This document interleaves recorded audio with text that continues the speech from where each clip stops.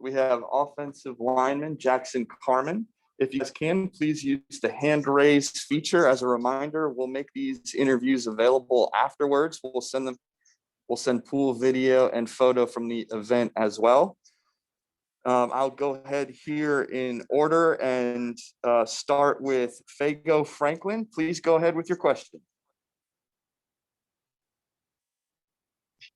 Can you hear me? Yes, sir. All right. You had some obstacles that you had to overcome in your career. What does it mean to you that you are a representation of a leader on and off the field?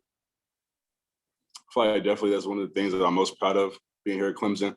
The different struggles that I went through coming, transitioning from high school to college, really being able to be an example to my teammates of how to overcome, how to shine as an example, to lead and to do the right thing, and how to practice, how to carry yourself as an individual.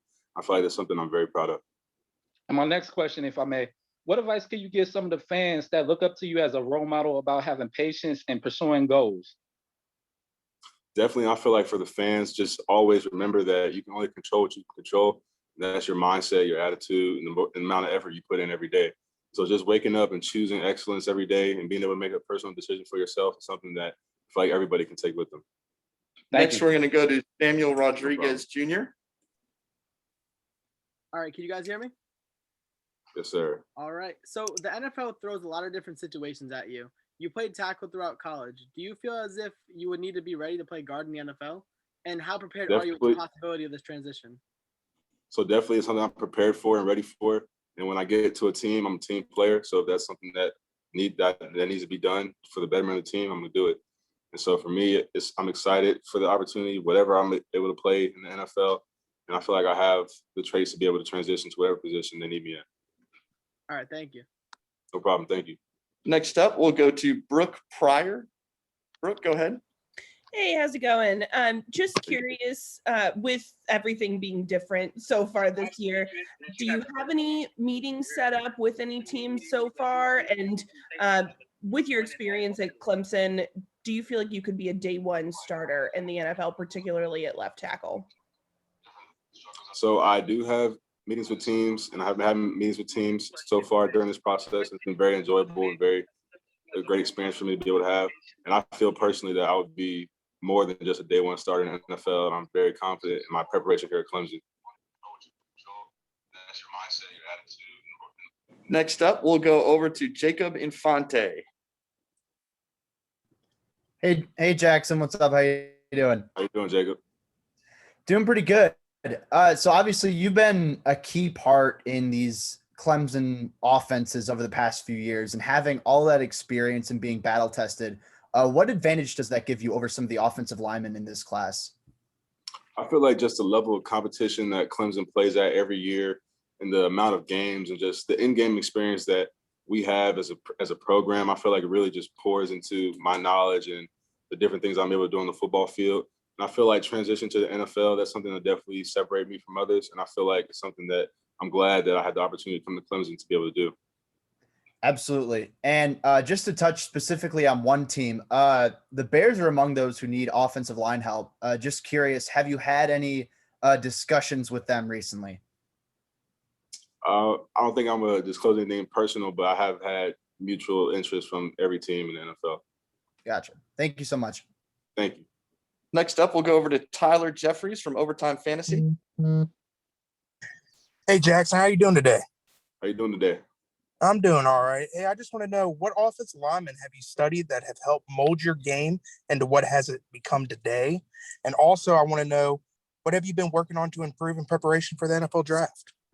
Yeah, definitely. So I love this question. And for me, I love watching guys like David Bakhtiari, Trent Williams, Joe Staley, who's done playing now, and just guys like Laramie Tunsil, guys who have, I feel, really just natural athleticism and balance, and something that I can relate to and resonate when I watch their film. And for me, I just love like being able to break down and take little bits and pieces from other elite players, parts of their games, and incorporate into my own.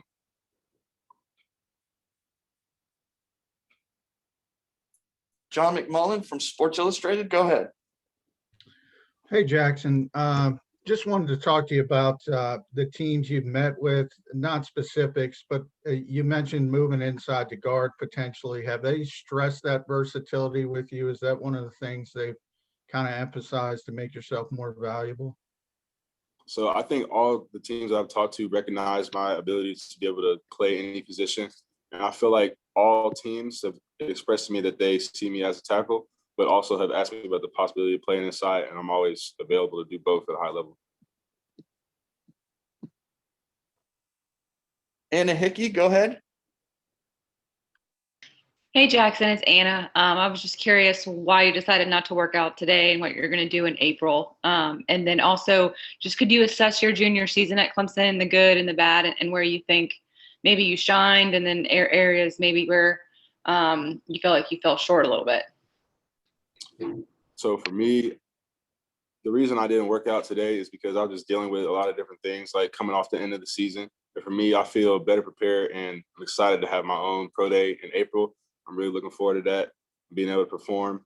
And as far as this past season, I felt like I had a great season. It was definitely a special season, just considering everything that we went through as a team, and really just being able to grow through all the adversity. And my play, I felt like was a bright spot for me. I felt like I played well. And honestly, I just wish that we could have finished together all the way to the end. And I felt like we had the capability to do that. And that's probably the only low light for me for the season. Next, we'll go over to Rafael Haynes. Hey, Jackson, Rafael from the 3-point conversion. Nice to meet you. Nice to meet you. April, you said you're going to work out in April. Of course, scouts and NFL teams will be there to see what you can do physically. But what are some of the things off the field or things that you can't just see in a workout that you feel like are your strengths and will help a team? So I feel like, first and foremost, I'm a very intelligent and instinctive football player, and I feel like I have a really good mind for the game. I also feel like the energy and passion and aggressiveness I play with is very unique.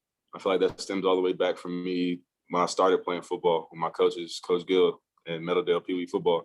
And for me, just being able to separate myself with my effort and my mind and just the different physical gifts that God gave me, I'm really excited to see what happens in the NFL.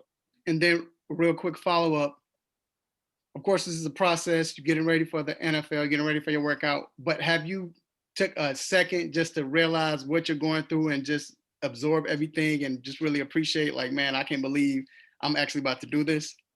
Yeah, definitely. Every day I thank God just for like the position I'm in and through all I've been through in my life, and just being able to just sit here before you and be able to have the opportunity to speak with you, just a blessing.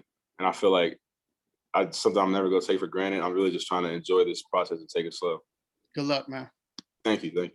Last two will come from Brandon Carwile and then Will Vandervoort. Brandon, go ahead. Hey, Jackson. Brandon Carwile here with Cheesehead Brandon? TV. Hey, how you doing, man? You mentioned David Bakhtiari as a player you look up to.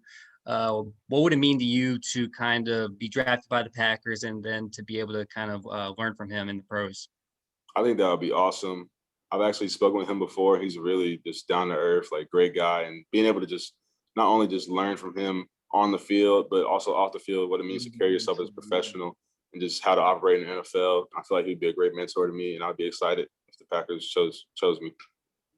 Thank you, man. Good luck. Thank you. Hey, Jackson, this is Will Vandervoort with the Clemson Insider. I was just curious, what went into your decision to go ahead and make the decision this year to go ahead and go into the NFL draft instead of coming back for your final year?